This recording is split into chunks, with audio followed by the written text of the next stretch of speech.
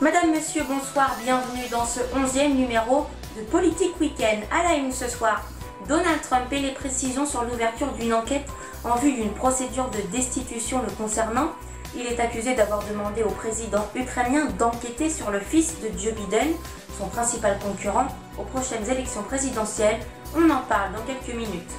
Au programme également, Boris Johnson qui a fêté mardi son 2e mois en tant que Premier ministre de l'Angleterre. Et ce mois de septembre n'a pas été des plus faciles pour le résident du 10 Downing Street. Détail dans quelques minutes. Et puis on terminera avec ce tweet de Bernard Pivot qui a fait polémique. Un message qui a suscité des centaines de commentaires, de critiques. Et certains lui ont conseillé de vite le supprimer. Un tweet jugé également sexiste. Voilà pour le sommaire, soyez les bienvenus.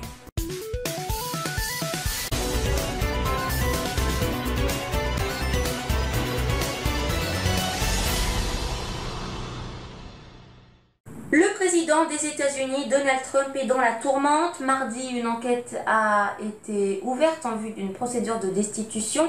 Comme je vous le disais dans les titres, il est accusé d'avoir demandé au président ukrainien Volodymyr Zelensky d'enquêter sur le fils de Joe Biden, son principal concurrent, aux prochaines élections présidentielles américaines. Il y aura une enquête à l'intérieur de la Chambre des représentants pour déterminer si oui ou non Donald Trump doit être mis en accusation. Donald Trump qui n'est pas le seul président qui a nécessité une ouverture d'enquête pour ce type de cas, par exemple Richard Nixon en 1974 et Bill Clinton en 1998. Beaucoup de représentants ont eu l'impression que Donald Trump se moquait d'eux. Depuis des mois, il ne respecte aucun pouvoir de supervision et de contrôle de la Chambre. Mais la destitution est loin, selon le président américain, qui pense qu'on ne trouvera jamais 20 sénateurs républicains pour voter sa destitution. Petite précision, ni Richard Nixon ni Bill Clinton avaient été destitués. Continuons avec un anniversaire. Boris Johnson a fêté mardi son 2e mois en tant que Premier ministre de l'Angleterre. Un mois de septembre qui, comme je vous le disais dans les titres, n'a pas été de tout repos. Revenons sur des dates importantes. Le 3 septembre, jour de l'ouverture de la session de rentrée de la Chambre, Boris Johnson perd sa majorité en direct à la télévision. Le lendemain, les députés ruinent sa stratégie sur le Brexit et l'obligent à adopter une loi l'obligeant à demander un report du Brexit le 31 octobre. Le 5 septembre, son propre frère démissionne du gouvernement.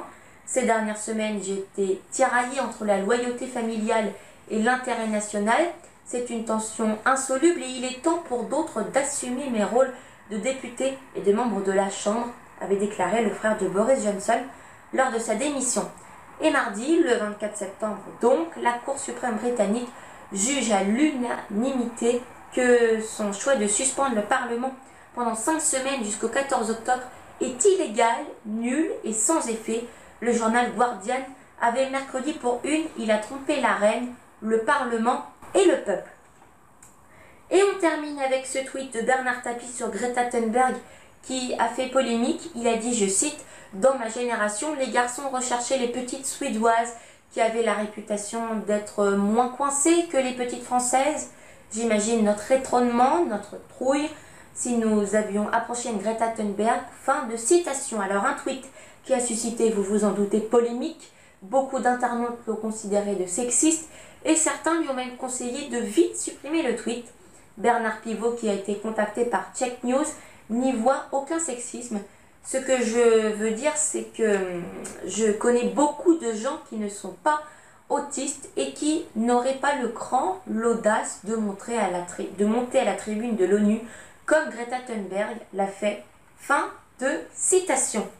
Voilà, c'est la fin de ce numéro de Politique Week-end. Prochain rendez-vous sur Info TV, c'est demain pour le journal avec Léandre Patron. D'ici là, l'info continue sur notre compte Twitter ainsi que notre compte Instagram @groupeinfotv et sur notre site web infotv.fr.nf. Et bien quant à moi, j'aurai le plaisir de vous retrouver samedi 6 octobre pour un nouveau numéro d'Instant Nature. Bonne soirée à tous et à bientôt.